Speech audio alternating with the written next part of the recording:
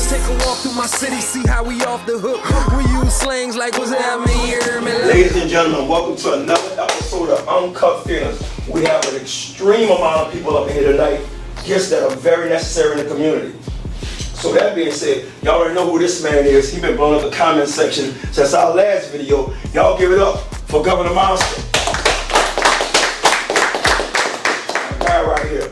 Now, I just got introduced to this brother, and we've been having a talk off camera. This brother got a lot of layers to him. I appreciate him, and I'm going to let him speak on some things when we get this started. Give it up for 7 World Shorty. And my big brother, the man who makes a lot of things happen in the city. Good person, amazing dude. Give it up for my guy, David Hustle. So let's get this whole thing started. We came here together. Initially, in my brain, I'm finding out we have a big boxing event coming up on the 27th of this month. Yeah. 27th of this month. And it's called Guns Down, Take It to the Ring. Yeah. Number one, I like that title off top because that's what we need to get back to. If you got an issue, because every guy, no matter what race, creed, color, whatever your religious beliefs, if you have an issue, get it off your chest through your hands. Right? You can talk it out there, that's cool. But if it gets too far, get it out. Speak on how that came about and why that came about, 7 World. So, you know, there's a guy named DJ Platinum, okay, or whatever like that. And Platinum. Yeah, shout out to Platinum. So Platinum, he did a video, you know, because I do a lot of rants and shit online. I don't know. This is a filtered podcast. I don't know. No, say what you gonna say. All right, so you know, I do a lot of ranting and stuff like that online. Yes, sir. So I guess he caught wind of, you know, some of my ranting against the West Bank and different people, whatever. And he dropped a video. So I wake up early in the morning. I see this video online. All these people sending it to me. He talking crap. He like, man, Shorty, I'm gonna fight. This, that, and the third, set it up. You know what I'm saying? You think you big and bad and blah, blah, blah, and whoop, whoop, whoop. So I sat there and thought about it for a second, and I'm like, should I entertain this? And then I saw the bigger picture. Okay. See, I saw what he didn't see. The bigger picture was, if I entertain this guy, then I can stand on this momentum, yes, sir, and draw the West Bank and New Orleans together. How would I be able to do that? By confrontation and confliction. Because before you can solve a problem, first you must show everybody the conflict. You got to put it up in front of their face. Yes, sir. So it's all a big plan. So when everybody thought that it was just all drama and beef, it was. But I reversed it, you know, by talking to my team members, talking to the advisors that I have in my life. Before I made my move, I sought counsel.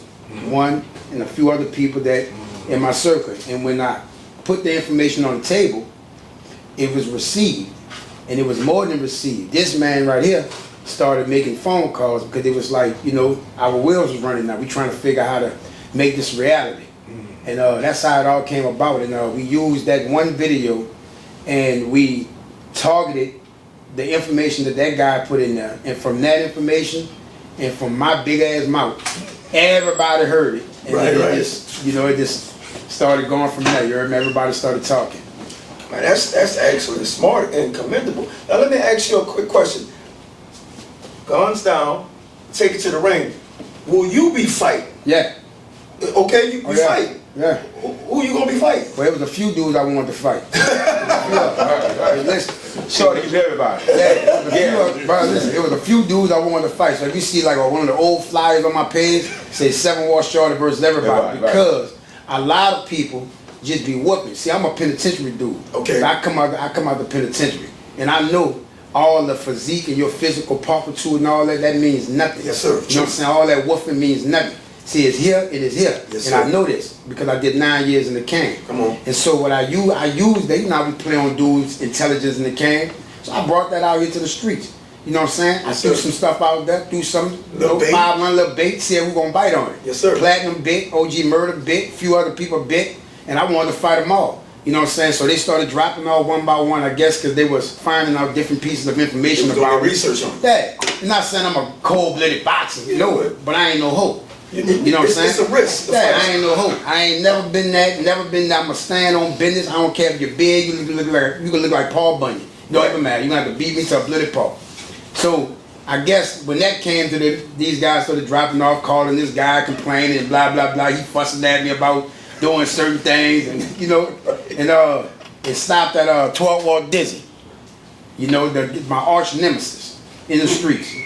That's how they say. My arch nemesis. You know what I'm saying? So this is a guy I wanted to take his head off, just like he wanted to take my head off. Yeah. You know what I'm saying? So, you know, at first it wasn't even about no boxing. I think this guy right here, the one called me like, Shorty, you gotta chill. I wanted blood. I don't want to do no boxing. You got a problem with me, I got a problem with you. Let's go. And let's get it. We about to figure it out. You know what I'm saying? Whatever we gonna do. Yeah. So he ain't want that. He like, nah, bro, we got too many sponsors, too many endorsements. You gonna blow the whole yard. You take it to this way. Take it in the ring. And I wouldn't hear none of that. I think I hung up on Harris. So that took place for a little while before you started to say. It took about 3-4 days before he kind of talked some sense. That's a long time in New Orleans You know time, what kind of I'm like dog years. And I'm not saying I was like, you know, like being arrogant or being stubborn. It's just that through conversation, I'm a businessman. Yeah. And then my team, see, you can't have a team of weak people. No. You gotta have a team of people that's strong like you or stronger than you. Yes, sir. Smart like you or smarter than you. If you ain't got no people on your team like that, you hit. Yeah. You know what I'm saying? So I'm smart enough to surround myself with a strong circle of influence. Like when y'all see me with all the shits and giggles online and all that, see my team they know what's happening because it's them that making me look like that. Okay. It's all these people that got me looking like the star that everybody is praising and all that. It's not just me, it's these niggas that's quiet in here. See, but you said something that kind of stuck out to me. You said the physique, the size, the stature, none of that means anything. It's about him and him. Yes, sir. I totally 100% agree with that. That being said, though, what's the guy's name? 12th Ward? 12 Walt Dizzy. 12th Ward Dizzy. What's his stature? What's y'all size comparison? So he's bigger than me. Okay. Yeah, it doesn't mean nothing, but he's Right. bigger than me. He's bigger than me. I'm 135. He's probably about 160, 175 Okay. solid. Yeah. He It could is have what been it is. 250 pounds. It is what it is. I mean, it is what it is. You know what I'm saying? We're going to get it on the 27th. And we're going to get these people the greatest show on earth. I can You know what I'm respect saying? that. Bottom line. If you don't mind me asking, how many fights is on the card? 7. I got 2 undercards that I'm going to do, and I got 4. No, 3 undercards. I got to put crazy on. I ain't announced it yet. Right, okay. But, well, you just did. yeah, there's a few people I'm gonna announce or whatever. Okay, But, 27 and it's 7. we got so 4, far. We got 4 major fights. 4 major fights. Major. Okay. That's one of them right there.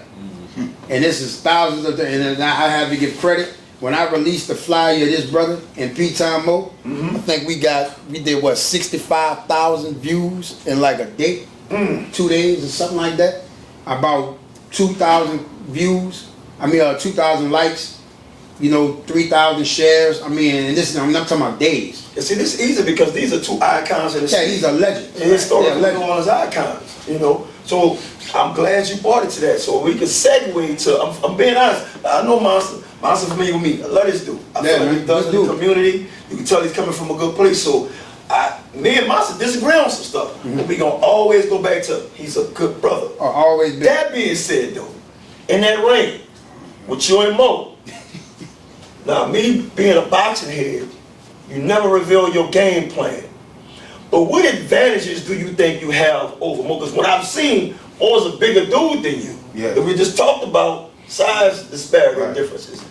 What advantages, without giving you a game plan, what advantages do you think you have over Mo? Now, if he was here, I would ask him the same question, but what advantages do you think you have? Oh, the winning strength.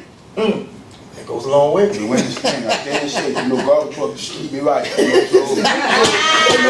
So Shorty come at me like, just like, what you gonna do? So when he gave me the heads up, I start working out. So I'm giving people what they want. I ain't hit the ambulance bridge yet. It's like, I'm gonna give people what they want. It's like this.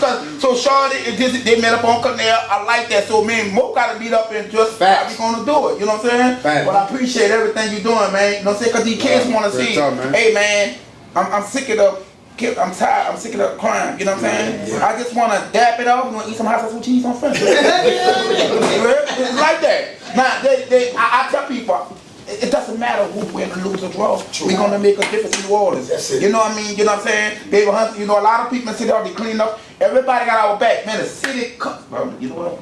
This night, but tickets up on crazy people are talking right now. Yeah, but, and they parade season, people not even think about parade season. baby. They ready for the fight. But they ready for the fight because guess what? It's more entertainment and this and that. I see like y'all with a different day. What monster we gonna see? We gonna see the monster Fed? No, y'all gonna see the monster Mike Tyson. Real talk. Yeah, you gotta.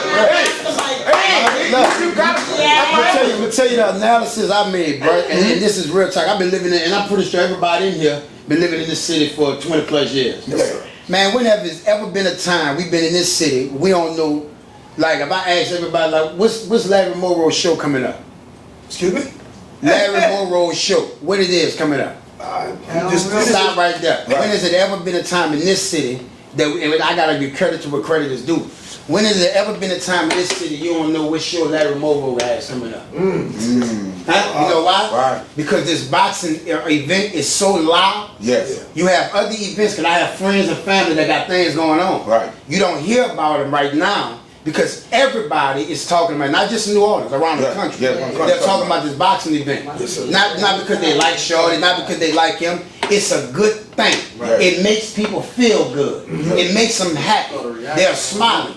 These kids, these dudes boxing and showing, sending me, man, if I show you all the videos on my phone, all the kids putting on their gloves in the backyard. This man called me the other day, was like, brother, I think you changed the world. You did. You did. He said, I'm serious. I got to say it on camera. This man called me the other day and said, bro, I think you changed the world. I said, we ain't do it yet, bro. I said, I see what you see. We ain't do it yet. But I'm looking at all these videos, man. I cried the other day in my car, man. Looking at all these kids send me these videos, masking up, putting their bandanas on, showing me how they can fight, showing me they can put the gun away, texting me, asking me, man, where I can bring my gun at, and I don't want it no more. You understand that? See, that part. That part. See, that's the part that I'm going to talk about. Right. That part. Right. That'll be talked about. That Right. part. See, that's That a part powerful right there, statement man. because you and I talked a little bit off camera before we started about how coming up, looking around the room, I'm probably, and I don't like saying this, I'm probably the oldest dude in the room. Damn, right? That being said, I come from a time, once again, me and somebody had an issue, me and another kid my age had an issue. Same hood, same grade, whatever the case. There's always an older guy say, yo, y'all want to get it off y'all chest? And they'll make us fight out. After no matter who won, we tapped it off and we became better people from it. It was a maturation process. It's obvious that the times have changed, whereas the youngsters in this new generation want to resort to guns all the time. And that's because something has been missing. And what we talked about is how you going back to it, bringing it back to it, promoting, and making it off your chest. Guns down, take it to the ring. So I discovered something. So I'm from the streets, just like 90% of the people in this room. You know why a lot of dudes resort to the gun first? And I didn't know this back then. You know why? Why? Because it's the easy way out. Yes. See, to grab that gun and it hit you in your leg or your arm, and that stop you from messing with me. Yeah. You see that? Listen to how simple that sounds. Right. Yes, That sir. stops you from messing with me. What is messing with me? Messing with me in a way where I feel like you violated and crossed my boundaries. That's what make me feel like I gotta pull this out and shoot you. Yeah. Cause I feel like you're messing with me. So a lot of these dramas and these beefs with these guns, it don't be because dudes have real beef and real personal vendetta. Man, it be something so minute because he took my girlfriend and he don't want to forgive him. So I'm mad at this nigga here because this nigga here is busting this girl down and I don't like this little broad. So I'm gonna smoke this nigga right here. Listen to me. Listen to me. The shit that these niggas is doing is stupid. Guess how I know? See, they can't lie to Big Shorty. I'm in the streets. I'm out here. Ask these niggas. I'm in the streets with them. I ain't just rapping through no microphone, man. I'm in the streets. I'm out here. I'm outside. Yeah. I'm with the drug dealers, with the niggas that sell weed, coke, crack, niggas that won't fight. We going in the back, touch you. You know what I'm saying? I'm just saying. I'm in the mix. And you can't know how to solve a problem, brother, if you ain't in the mix. You can't expect a nigga to take a word that you throw out your mouth from way over there. This nigga a creature. If you think in your mind, you ain't even a creature. You think that something out your mouth about to affect this nigga that will kill everybody in this building? You serious right now? You ain't even coming like that. So it take them type of niggas that's living like that for them niggas to say something, and guess what? Boy, them niggas gonna hang on every word that's coming out of your mouth. You know why? Because they can relate to you. You get down like they get down. They know when mad they come, or if somebody step on your toes hard enough, you gonna do the exact same thing that they gonna do. You just got it in control enough. You get it? Message. For now. What I could appreciate about what you just said, you're very passionate and you articulated to where people could see your words. Right? A lot of times people need to see it. And the reason I feel like we can see it, because like you just said, You out there, you in the nooks and crannies, in the dark spaces, and bringing it to the light. So I can respect that. That also being said, though, you don't think some of these things are just kind of based in emotion with a lot of our little boys today? No, I used to think that. You know why I don't think that no more? Why is that? Because of retaliation. See, there's a word called retaliation. Yes, sir. You know how you stop the crime rate across America? You gotta stop all the retaliation. That's what all the drama coming from. Every robbery. Listen, I'm not talking from a nigga that nigga. You don't want to say too much. I'm a 6-time convicted felon, man. Right. Yes, sir. I'm out here, man. I done everything under the sun. Everything you see that niggas robbing, shooting, and killing niggas, it's all regurgitated retaliation. I'ma kill you because I know you killed my little partner. Yes. And that dude and my partner's gonna find out he killed them, and they gonna smash him. Then his people gonna find out my partner smashed him, and it's gonna keep going. So what we have here right now in 2025 is a long, long line of retaliation and niggas with their emotions on their shoulder because they feel like they're obligated to do something about their little homie. They got some. You understand that? I can say something. Say please do. I'm 100% sure, man. And I agree with you. I'm glad you said that because I was thinking about the eye for eye thing, and I wanted to ask you what you thought about that because in my spirit, I feel like that's why the Most High say about an eye for an eye and revenge is mine. Because if every individual keep moving with the thought of retaliation and an eye for eye, the streets are gonna keep drinking blood. It will never be an end to. Everyone ends up blind. Yes. So again, it comes to a fact where people have to realize retaliation. We have to get rid of retaliation, and we really need to find a true solution. Because I have a 19-year-old, and three of his closest friends are dead before they got the chance to even be 17. Yeah. And ask why they did. Why they did? For no reason at all. For a reason that could have been stopped. Their life is gone. They never got a chance to procreate, and they gone for a reason that was, like he said, very minute, very minute. And another thing, what I notice is women. Like women is the key to all of this because a lot of women allow their sons to be emotional and Come on. and instead of them checking like, I have 2 boys, and any bitch shit that I see that resembles female behavior, I'm checking it. I'm not allowing that to grow in them because I want it's a must. You have to stand to be a man in this world, not a half a man, not a piece of man, but a whole man. And if I allow my son, my seed, to grow like a tree with bitch ass feminine behavior, then he gonna be out here a bitch ass nigga doing bitch nigga shit. And if we as women, if we don't see it, correct it, and check it, then that's why you got a bunch of emotional. Because a man, he should not I feel. He should I think. See, women I feel because the Most High naturally made us to be nurturers, emotions. Yes. But men are not built in that manner. They think, they logical, they analyze. So therefore, if you got a bunch of YNs, like they call them, that are emotional, then they out here acting like women. And so it's going to be a bunch of drama, no real true cause to their movement and to their emotion. It'll keep going. So the emotional shit first have to get checked in these little boys to let them know you're a man, not a woman. You're not meant to. It carries more weight that you as the woman in the room is saying that, because the only thing that happens is y'all men, y'all don't understand. And you just said something, let me paraphrase a little bit. If you have a real man and a real woman in a room and they're asked the same question, a woman will tell you what she feels. A man is going to tell you what he thinks. The problem is, and I'm not trying to step on any toes, but this is Unkut Feelnz. When a male is raised in an environment of femininity, his natural nature will fight against that, but will be conditioned by his environment. So as he's getting older, he's going to react emotionally.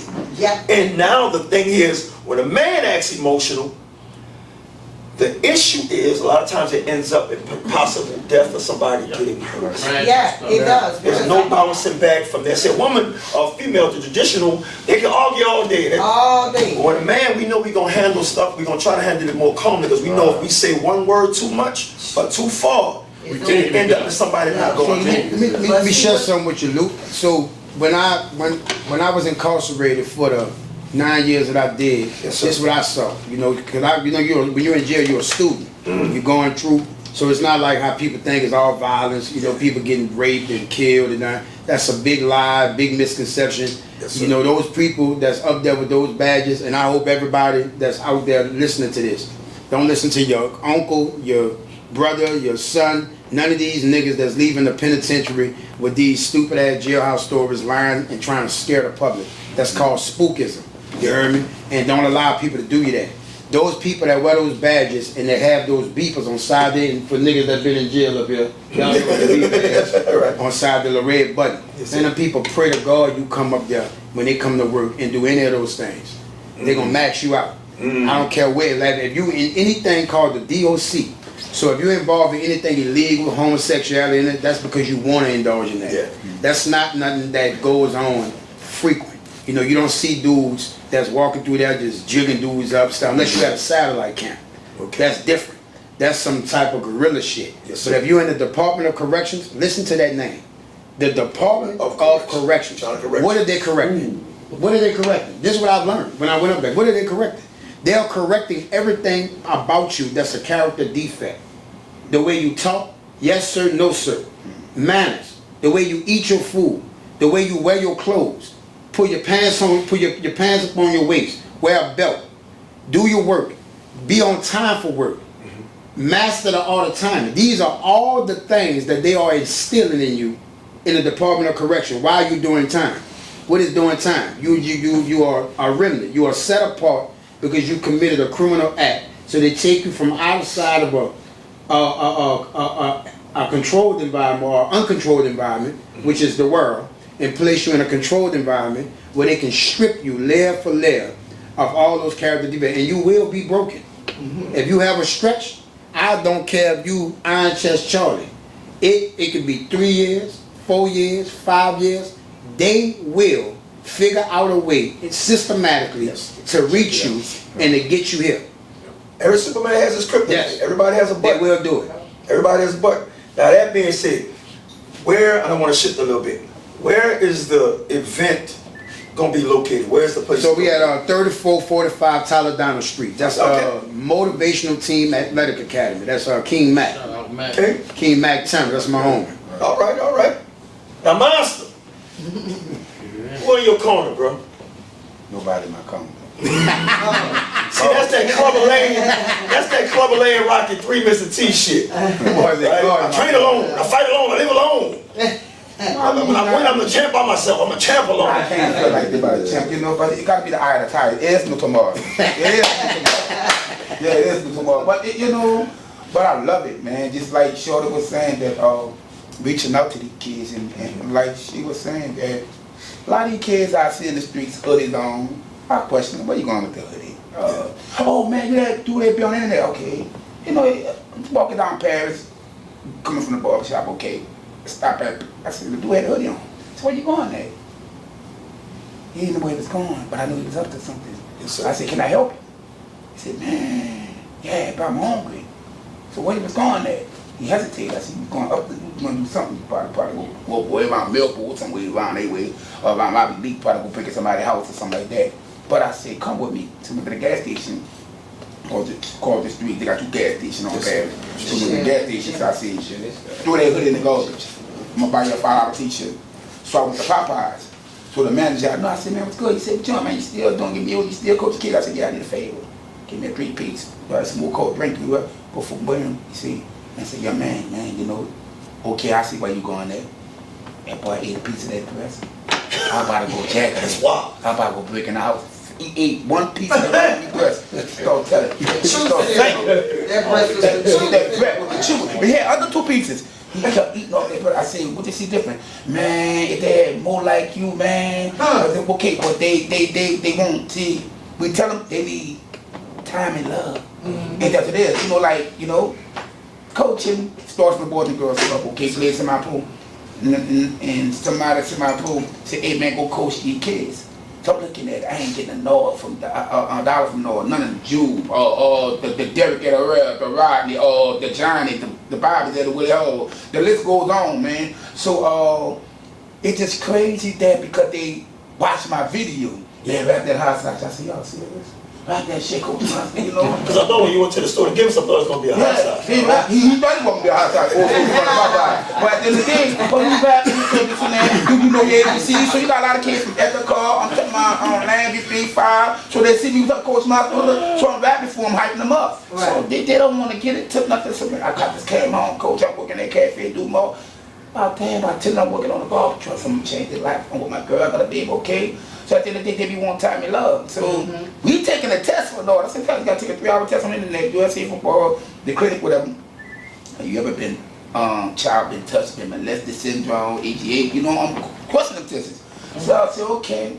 So certain coaches, you know, they got their volunteers. I said, bro, I'll give y'all flowers. Oh, the kids gonna be fresh. They wore the mouthpiece, the viruses. They want to represent the breast cancer with the gloves and because they want to represent. I said, okay, I see this. And I like to give a ride home on my school and all, man. Oh, Coach Monster will give my own school police. Woo! We got the outside.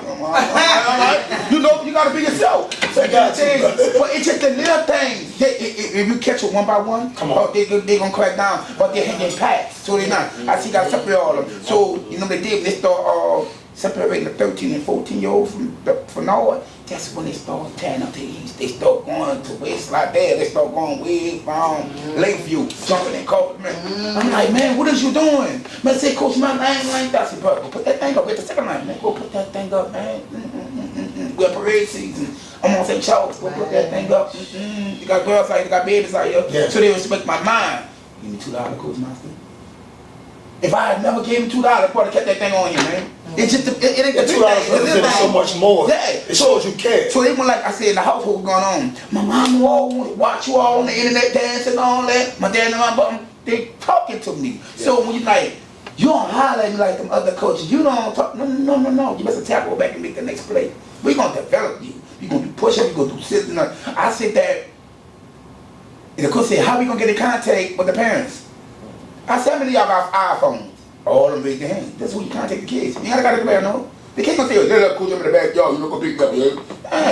They got the phone. Correct. All of them got iPhone 13 on up. Yeah. Not the 10. Yeah. So I agree with you. I gotta say this though. You don't think a big part of the problem, once again, as the older statesman in the room, we had guardrails, we had community, we had people that checked us that was outside of the house, right? And that diminished, and it was strategically done on purpose. Whereas a lot of these parents are now trying to be their kids' friends and be down with them. I'm better than your friend, you're gonna interchange me, I'll grow friends, but I'm your parent, I'm your benefactor, you're gonna have one mom and daddy. So I think we need to get back to that, and that's why I appreciate this event is going on right now. Being able to get things up. Me and my best friend, we fought first. We weren't friends or best friends first. We got into it. And they had an older person that was like, all right, y'all good? Y'all got up y'all chest? And we had the rules and the structure in the community with everybody. But now everybody want to be down. Everything is a trend. And we roll with every single trend, and it's annoying to watch. Now, for somebody like me and yourself and you to stay patient and still try to look at the individual kid, because all of them can't be chastised the same, but we can use the same basic remedies to kind of approach them and customize the love we have for kids. There's kids I love I don't even know like that come in this barbershop, and I can see the difference based on how I was raised. That kid needs his ass whipped, or that kid always gets his ass whipped. He just want to feel loved and understood. That kid needs to be checked because nobody checks him. But that kid to be like, hey man, it's okay, come here and talk for a second. Just like both y'all are pretty much saying. I want to make a point. So, you know, I think I told my auntie and my grandma this, and I think my mom. But these kids today are not kids. Yeah. They are not what we think they are. Right. You know how I know? Because I sit amongst them and I listen to the conversations. Yeah. And I have a 19-year-old. I have a 19-year-old son. They expose to stuff so much faster than we are. And that exposure, that level of exposure that they exposed to, see, something happens there. And this shit has to be studied, bro. Yeah. This shit has to be studied. Right? So this level of exposure, and I'm not speaking about the kids in the street. I'm talking about my own 19-year-old son. I watched him metamorph and transform into a bubbly kid throughout the years, you know, and I probably had a lot to do with that, in and out of jail, Right. you know, being a good, showing up, being a father, but still bumping my head throughout the time. But to look at what he's become now, he's very responsible. You know, he has, you know, 2 jobs or whatever. He graduated from high school, but his character. Come on. See, the character. That's the most The important. character. This is the thing that has to go in the real world, and that's what concerns me. See, the character that he had, and this is my son, my seed. See, I can see what he can't see. I can see him running into situations with men and women where he's not the aggressor because he wasn't raised like that, because he don't understand the dangers that's in this world. I can see the easygoingness that's in it, where you can get anything that you want out of him. All you have to do is give him a good conversation. That doesn't make him a bad kid At all. It's just a learning experience. But as a father, I'm looking at these things. I'm seeing this. I'm seeing the shit that don't supposed to be there. Because if you keep these things there, boy, if I die today or tomorrow, you are going to be what they call our doormat in this world. You're going to get walked upon, walked over by every girl, every woman. Another example. This is the last example. Jim being drunk. He had a girlfriend in the neighborhood, Yes. and he introduced me to the young lady. And then about a week later, I was actually looking for him at the gym. And as I got in the gym parking lot, I saw her sitting on the back of a car with about 12 young dudes that was in the gym outside the parking lot. Listen, these are kids though. Yeah. These are 17, 18, 19-year-old kids. This is what I told my son. I said, "You like that little girl?" He said, "Yeah." I said, "Let me tell you something, son. Don't you ever in your life take a woman serious or a girl serious that multiple men have easy access to." Come on. Do you understand that? I said, "I don't care what she telling you on the phone. I don't care how much money she giving you. I don't care how good her game is, how good the sex is. It don't even matter. You better not buy another gift and let me see you spend another $300-400 on no little girl that got 12, 14, 15 different male friends. Man, you got to be crazy, man." That really. And can I say something? Because I have a 19-year-old son, and it's crazy when you can see shit that they can't see. And when I was with his dad, I went through domestic violence. We used to fight a lot, and a lot of men think, people think that what they read, they sow. But a lot of times, the shit that you do, it falls upon your children. The Bible says that the sins of the fathers fall upon his sons. So I had to watch my son in a relationship with a girl who, when I analyze her home, her mother, where she comes from, important. I'm like, it ain't gonna match. Not saying that I'm better on my household, Yeah, but you know but I listen, everything about me is about knowledge and wisdom. They ain't got it, son. They on the other side of the fence and they gonna bring you down. He wasn't hearing me. Feel like He mom was wasn't right. hearing me. But I gotta let him go bump his head. That's the only I way we got a gonna do phone it. call. Yeah. I had to go in there and see this girl fighting on my son like his daddy used to fight on me. But the good thing is that he's not his daddy. Wow. He is me. He's every part of his mama. Because if he was his dad, he would have beat the fuck out of him. He didn't put his hands on it. He didn't put his hands on it, but she stood there fighting on it. And I told her mama, I said, "Look, get your daughter. Because if you don't, I'm going to beat both of y'all up. And that could end up worse. Yeah, it's going to turn out worse." But he eventually saw, he left her alone and saw that they trifling. They have no, like, listen, if you don't have a foundation that's spiritually grounded with the Most High, man, that's not where you want to be at. Because you're going to be going through ups and downs, and I think that is the problem with our people. Our people has lost a sense of spirituality.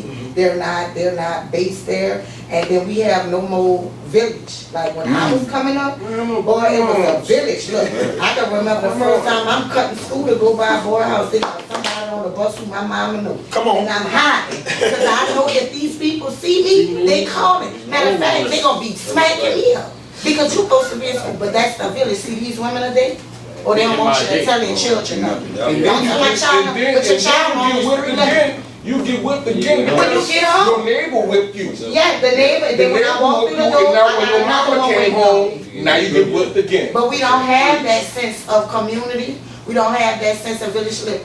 As an artist, I make music to feed your spirit, right? Right. I don't have to know none of y'all kids to love them, but I do. So I will never make a song that when they hear it, it's going to destroy their spirit. It's going to feed their spirit. And I don't think we have enough adults, especially here in New Orleans, that want to take accountability for other people's children. You know, I think that's what the village is about, right? We take accountability for all the children. That's a big A All word right the now in children. society. And Accountability. nobody don't want to take accountabilities because it's easy for me to say, oh, he made me do it, or she made me do it, or it's easier to pass the blame instead of, see, I teach my children, you gotta, see this wig? This is the fakest you gonna ever get from me. I put shit on it. I put shit on it before I put sugar on it. Cause shit real out there, ain't nothing sweet. Look, this I know you saw them come in and I ain't even introduced. This two of my childhood friends, you heard me? Introduce yourself, That's Crip Joe. and Havel. For sure. My name's Steve. They call me Crip. No gangs. It is just. Because I was about to say, hold up, bro. I'm clumsy. For Cripple, I like that, man. That's funny. Yeah. What you got, big brother? Who are you? Val. Val, all Val? Harvell. Harvell. Yeah. Alright, cool. Listen, man, and I appreciate you, bro. All y'all are kings in here. You're a queen, love. And look, I don't even want to say, I tell people all the time because it's about knowledge and knowing. My name Kiva, I'm not a diva, and I'm more than a queen. Yes. Because if you know the true history behind the queen is really like a prostitute, a tramp. That's what a queen is. I'm an empress. I'm building an empire. See, a queen can't build what's she gonna build? A queendom? That's no such thing. But an empress You're a is lady an then. empire. I'm an empress. Okay. I live and I manifest because if in Genesis say, God said, let us make man in our image. So if I'm made in an image of an almighty God, then that means I'm almighty as well. And I walk in my power. So I'm more than just a queen. So No disrespect to let me say this, so, and you know, just to highlight, because I see a lot of knowledge is being, you know, thrown out there. So this is the type of atmosphere and the type of environment that I create on my label. You know, it's not just for my artists. So we try to lead by example. We try, you know, we watch a lot of documentaries, a lot of documentary on different, you know, manuscripts, biblical principles. You know, we research things. You know, he might, you know, have a question about something. You know, those guys may look like a bunch of regular dudes, but all four of these gentlemen, these dudes are highly intelligent. Yes. You know, all of them probably college graduates. They're not in college right now. You know, especially this guy right here. Okay. You know what I'm saying? So, you know, you can't always, you know, look at how people look on how to appearance. Speaking of that, I'm going to cut you off right there, brother. I'm going to cut you off right there. I'm going to get to y'all in a second. But looking at you, we talked earlier off camera, and you said you was a taxologist or something? No, taxonomist. Taxonomist. See, I even botched it because I never heard of that. I thought a tax. He said, you going to do my taxes. Now, they do have a taxonomist in Texas too. Yes. So he's a taxonomist. Yeah. Does anyone up in here, by show of hands, know what a taxonomist is? Neither did I until he told me. Please explain to people what a tax. Because looking at you, I wouldn't have guessed that. Yeah, so I have a plethora of licenses from the Louisiana Department of Agriculture and Forestry. I did like a bunch of years in college, Baton Rouge Community College. You know, I took a shitload of tests. Yes. And I came out, I got a commercial applicator license, private applicator license. I have an ornament and turf pest control license. I'm a licensed landscaping contractor. And I've never utilized none of that because that's never was my passion. Yes. It was just knowledge and information that I gathered going through school. So my passion was music. Yes. But to sum it all up in a nutshell, a taxonomist, so I know every single plant, that every blade of grass, everything that you can see. I know every plant in the world. I'm talking about in English, which is the common name, and I know every genus and every species. So that means that I can literally break a plant down from the epidermis all the way to the chlorophyll and chloroplasm cells, all out my mind. So, if I'm having some issue with my green thumb, get you on the line, hey bro, I'm having problems with my whatever type of plant. I have the knowledge, but I don't function in it. I Unfortunately, one day, you know, when I gain the courage, I'm probably gonna y'all better not steal my idea. You heard me? I'm gonna open up Mighty On Landscaping and Pest Control because you need somebody strong. And one day, I'm gonna open this company and I'm gonna utilize all these credentials that I have. Hold on. And I'm gonna put it out. I don't got time to do it right now because I'm caught up doing movies and all type of shit that I'm doing. Come on. But one of these days, I'm gonna launch to the world Mighty On Landscaping and Pest Control. I like that. I like that. I'm gonna shift a little bit, y'all. Forgive me. I'm gonna shift a little bit. My brother, introduce yourself again. My name is NSD Bryant. Say it again. NSD Bryant. NSD Bryant. Yeah. How old are you, big brother? I'm 22. 22. Yeah. You're a musical artist, rapper, right? Who influenced you to become a musical artist or rapper? So when I was growing up, I just listened to a lot of music. You know, like artists like Juice WRLD, NBA YoungBoy. You know, a lot of big mainstream artists. So, you know, some of those artists influenced me, and I started making music about 6 years ago. Okay. How's it going for you so far? You enjoying? You still have the passion for it? Still got the fire? Still got the fire. You know what I'm saying? I mean, I've been signed for 3 years. You know, still going strong. So if you had to pick a song that's the hottest song out right now, that's not yours, and also your favorite song that you made, what are those two songs? Not mine, but that I made, so like a feature that I'm on. Sure, let's do it like that. I would say it was shout out Kid Gunner. Is one of my friends. He's actually one of my favorite artists. Even though he's one of my friends. What can we find there, my guy? Huh? Where can we find it? And look, You can find it on YouTube. Speak up. All y'all, here come y'all speak up, man, so they can hear y'all. But you can find it on YouTube. So one of my friends, he goes by Kid Gunner. Kid Gunner. Brilliant artist. I would say it's probably one of our songs that we did together. Yeah. Okay. I'm shifting to you, young brother. What you got from me? My name is ASAP. I like to make music. Who's your favorite song what's your favorite song right now? And what artist, whether it be one artist or a plethora of them, who influenced you like, I want to be a musician, that's what I'm going for? I don't really got an influence. Like, I came up by myself, like my own flow and shit.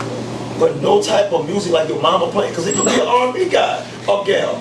No, you didn't hear anything around the house while your mama was Charlie Wilson. Charlie Wilson, man. Give it up for Charlie Wilson. I was never gonna laugh.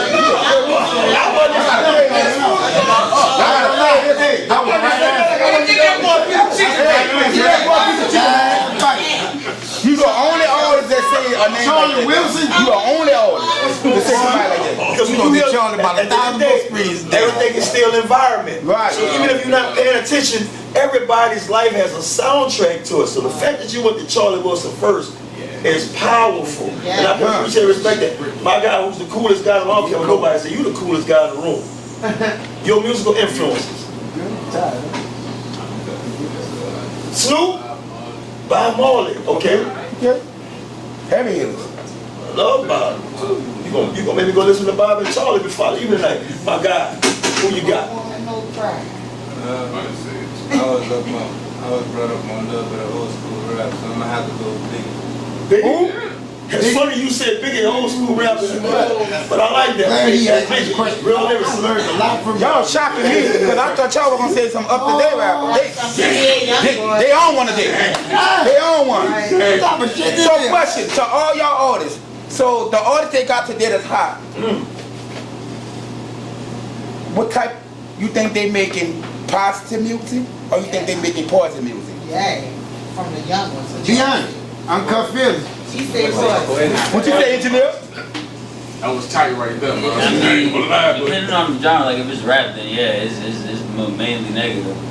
It's not. See, I asked y'all this because at the end of the day, I say something on the page the other day, and I'm trying to help these locals, and you know, I said Shorty, D1, Misco Son, Montana, they got all the talent. Yes. They beat maker. That's the problem. It's a beat maker.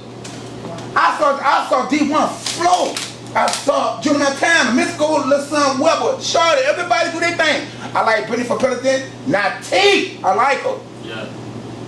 We need that hit record.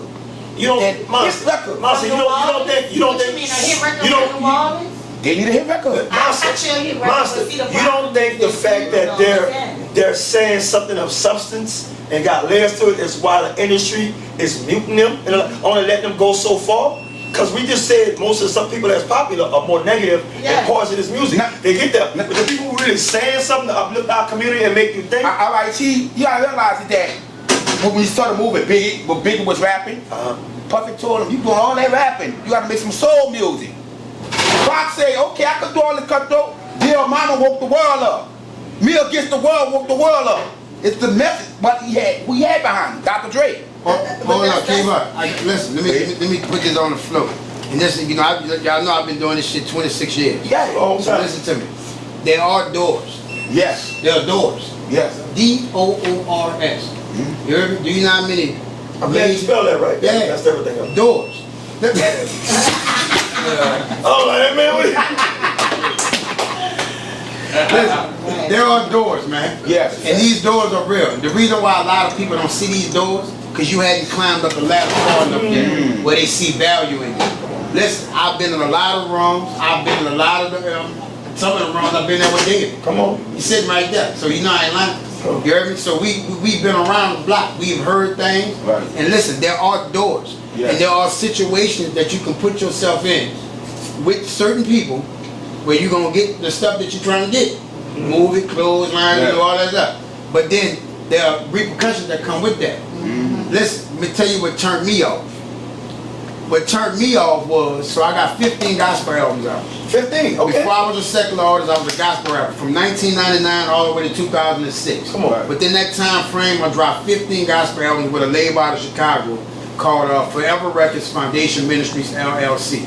It was led by the CEO then, was Amari Childs, a guy that was from Southside Harvey. Anyway, you would be surprised, man. Well, so many major pastors that was on TV because of who I was and me climbing up the ladder, I was invited to their homes. Man, you'd be surprised, bruh, how many major pastors, once they got me in their house, sitting in their kitchen, walked up to me and asked me to suck my dick. This is the God honest truth. I would not be surprised. Listen to me. Listen to me. Listen. Listen, man. Listen. Listen, probably like, man, this is necessary. Listen. When it was said to me the first time, I'm looking at this pastor like, bruh, you want me to comply with this so I can get in this major festival right here with these 30,000 people? Listen, because I didn't take that door, that contract that was sitting in my email, man, this is the guy that bought God to strike me out if I'm lying, man. I mean, this is the bad side of the music game. Of course. That contract that was in my email that I was supposed to sign, I can't even sign it now because this pastor then went to his administration and told them to clip my wings. Yeah. Why clip my wings? Because I did not comply. I'm not a part of what they got going on. And I can't go out and just blab my mouth, oh, this pastor said this pastor, because you protected by so many NDAs, so many different things that's on top of it. You know, you say this person's name, you're gonna get sued over here. You say this the wrong way, these people over here gonna sue you. So listen, I'm 15, 16 years old at the time, but I'm hot. I'm rolling around with these gospel people, and I retired from music and walked away. You asked me why I left it alone? Boy, I saw a side of the gospel world that I did not want to be a part of. And that's one of the sides I saw. I didn't want to be a part of that. The other side was the label I was under at 16 years old, my dog. Listen to me, my mama didn't know this, father didn't know this. I'm showing you the trauma that a young brother like me had to go through in order to climb up the ranks. The dude was a phenomenal pastor, phenomenal preacher, who I was signed to. And I can repeat myself. And I know he's going to see this. You know, he was a phenomenon. We traveled all over the country. I watched this nigga rip the roof off these churches.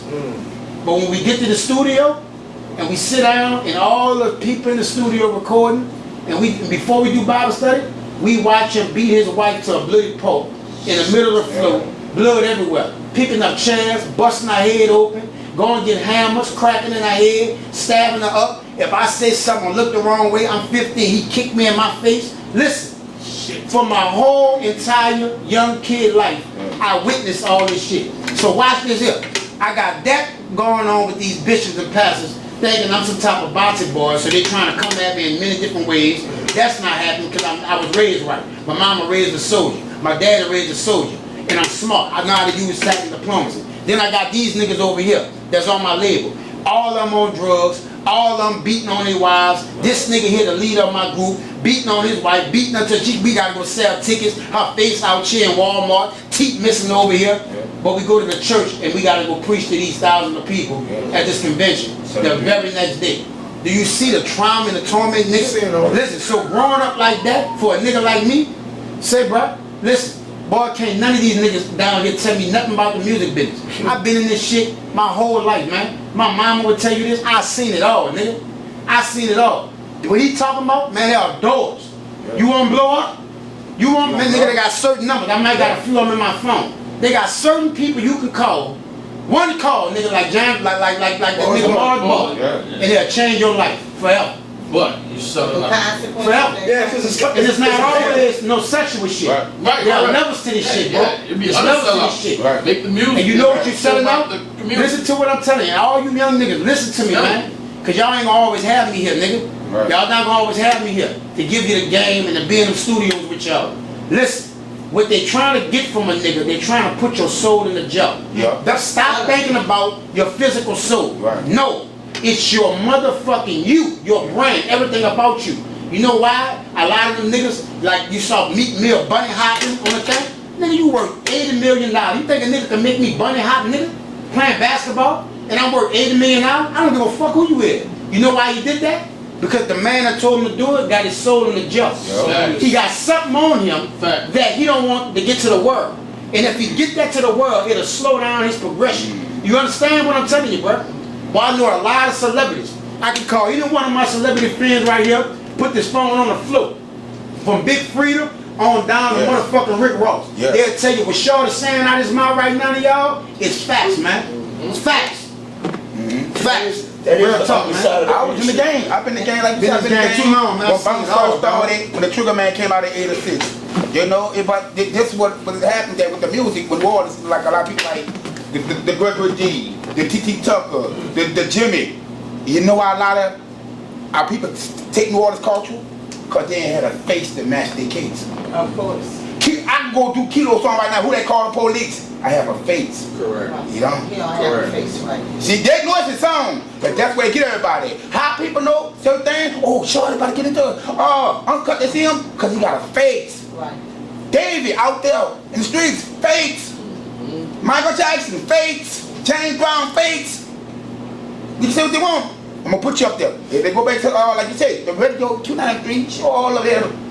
The locals like Johnny, that was hot. Lady Red, that was hot. Miss T, Kiki, they never had the radio, but they had the face. But you know what? We couldn't get the face because what they got now?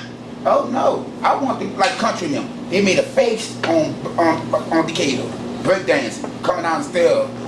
Like you said, you gotta have a face to match it. Everybody be like, oh, why my music not blowing up? What's next? Because number one, I'm gonna tell you, marketing, promotion, all this. Number two, I hit fucking record. Number three, I know how to put on a fucking show for Mardi Gras. So, my stuff. So look, so you can have, cause I've blown millions in this game, and ain't go nowhere. You heard me? The recognition that I've got and the sudden success that I've reached over the last few years is by hard work. Man, I've wasted millions. I can show you receipts. I agree with you. So what I'm saying is, most of the time, it's not always about the money. No, it's not about the money. You can properly place money in the music game and prepare yourself forward, and then you can misplace money in the wrong spot. It's like getting a song with Lil Wayne. Lil Wayne may charge you $150,000 to do a verse. Right. You give Wayne that $150. Listen to me. If you ain't got money to put behind that song, or if Wayne not gonna promote that song with you, man, you just a nigga that just got a song with Lil Wayne. You know how many niggas I know they got a song with Lil Wayne, Master P, Jay-Z, and none of you niggas never heard? Right. You know why? Because they ain't got no bag to put behind it. Right. Marketing, promotion. Marketing. Marketing, promotion. Budget. They ain't got no money. Right. So I gotta say this. Let me shift a little bit. This lady, speaking of faces, we're gonna allow you to put your face out there some more. I didn't get I didn't get a chance to ask you the question. Kiva Holiday. Kiva Holiday. I know her too. What? She got work. She be got work? positive energy. Yeah. Who was your musical influences coming up? That spoke to your soul. Oh yeah, for me coming up, it was always Whitney. What's Whitney? You say, right? Yeah, Whitney, my girl. And it's been so now that I'm older and I have, how can I say, knowledge of self. Yes. And I got knowledge and wisdom. I've come to realize that listening to certain music is not good for your spirit or your flesh. Because I was a young girl and I was listening to Whitney Houston and I was listening to Brandy. I love them too. Yeah. But as I got older and I look back over my life, I say all the shit that I was singing as a little girl, these songs, is the road that I wanted to walk. Yeah, so I set myself up to walk down the pain in the road because I was singing. Like that's why I take a vow in music right now that I will not write or record anything that's destructive. I don't like to be out in the club and hearing these nigga bashing songs and stuff about a nigga because I'm not living like that.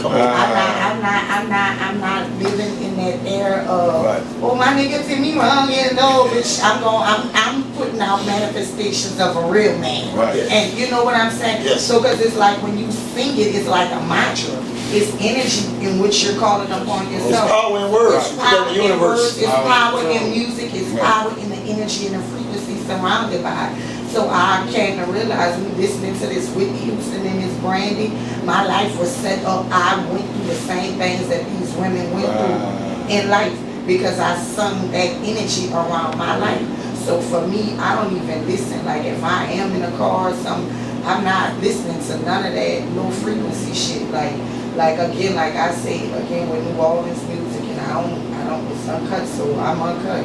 Like a lot of the music in New Orleans is low frequency. If you know anything about chakras, the rate, that's your lowest frequency. And majority of the music that come out of New Orleans that New Orleans is known for is low frequency music. Because it's either shoot 'em up, fucking bang bang, or the bounce music is throw that dick in my mouth. I got daughters. I don't want to sing no shit like that. I'm not about to allow my daughters to listen to this low frequency shit.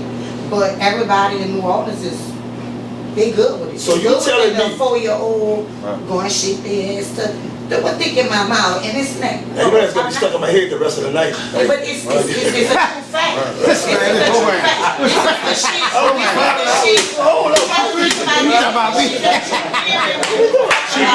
you talk about house, this is the message. Listen, this is how I tell people like these youth.